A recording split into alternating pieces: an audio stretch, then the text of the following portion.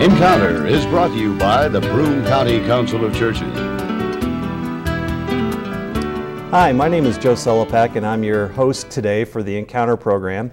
And today we've got a very interesting program lined up today with a couple of really amazing guests, I might add. Joanne Case, who has not been a stranger to Encounter. She is the director of the Faith in Action program. Welcome to Encounter this morning. And next to her is Kevin Benjamin. Kevin is one of our honorees for our Lives of Commitment breakfast that's happening on May the 11th. Right. This on a Friday in the morning. It starts at 7:45. 7:45 this year, yes. 7:45. You can come in a little early, and that hopefully we will get through and out, and everybody will be on their way by 9:30, right? That's right. That's what we do. That's what we do, and we make sure that it's an inspirational time, good breakfast. I've never gone away hungry. That's I just good. want you to know that. That's good. And really good honorees, too. Oh, yes. So you want to tell us a little bit about the honorees this year? Sure. Well, Lives of Commitment Awards Breakfast, we try to honor outstanding volunteers, 2 from our program and 1 from the community. And Kevin and Kyle Benjamin are honorees this year as a father and son team. And they worked very diligently on our wheelchair ramp program for the last 3 years, and will be doing so again, hopefully this coming summer. Yes, definitely. And then we have Cindy Stevens-Westerman, very interesting lady, who has had a nice varied career and has been a volunteer since 1998 with Faith in Action.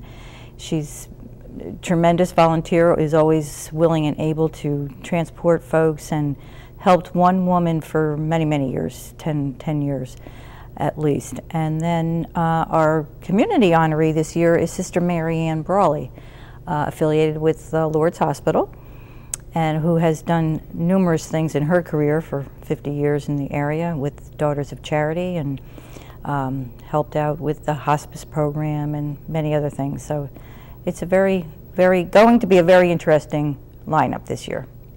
And our keynote speaker is probably well known to our viewers today. Yes, he is. I believe he's been on this show once or twice. Oh, once or twice. But he is a great speaker, wonderful person. Jim Dutko, of course, is who we're talking about. Right, Reverend Jim Dutko from St. Michael's Church in Binghamton will be the keynote speaker, and I'm sure people will come just to hear him. Yeah, he's doing an amazing job, and boy, the work that he did with the Pierogi Pocket Capital, and wonderful, getting us nominated for that, and then First Ward Action. Well, the First Ward Walk in the Ward is something that they've done, and then the First Ward Festival that they organize every year too is just pretty impressive. Very, very nice. Yeah, great community. Very good. Yep. Yes.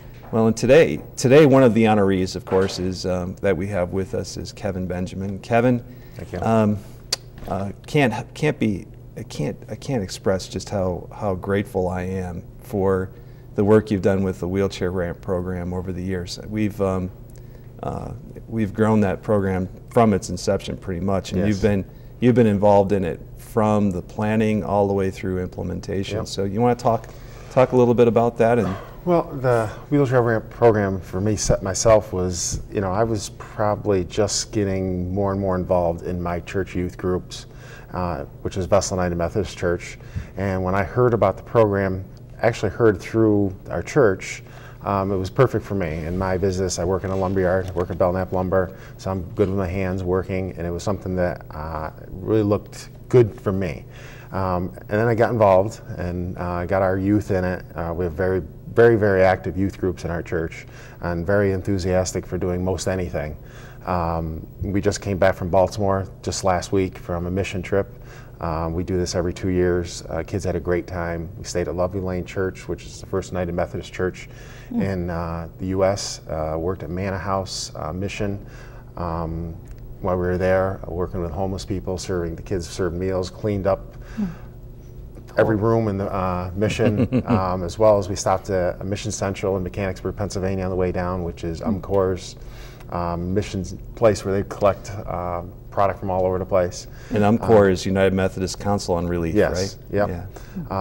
And so that's how I've got involved, and with the ramp program, as that's gotten more and more involved, we've done great. The kids really enjoy it. It's surprising what a few youth, 13 to 18 years old generally, and a few mentors can do in realistically a day. Yeah. And make a long-lasting impression for a particular person, but also for a family.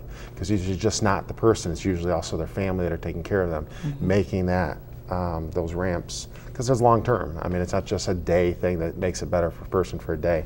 It's long-term, days, months, weeks, years, how that impression makes on those people. And that's what's probably, for me, the biggest thing I've ever done as in helping is this, because it makes such a long-lasting impression on these people. Yeah, some of the stories that come back are pretty amazing. I mean, one of the ones that I remember, the first year that we worked on the wheelchair ramp program, Yep. and one of the ramps that I like to show people, because it's the easiest one for people to see, is right behind. If you look right behind Michelangelo's Fairview Avenue. On Fairview Avenue, you can see one of our ramps that was built there. It's Yep. a two-story house, really long ramp. Yes, it was actually the only ramp it took us 2 days to build. Right. And it's multi-level, two platforms, 3 ramps come through for a family. Yeah, it was great for that gentleman. Yeah, for the gentleman. And what really gets me about that guy was the story of the man, you know, and what he had to do in order to get out of his house. Yep. So, you know, he had to take the wheelchair Yep. and fold it up and then shove it down the stairs in front of him. Yep. And then he would scoot all the way down to the bottom, unfold the wheelchair ramp, unfold the wheelchair, Yep. and then get back into it, and then go on his way. Yep. And the thing that got me was when he said to me after I went to pick up the trailer that day, Yeah.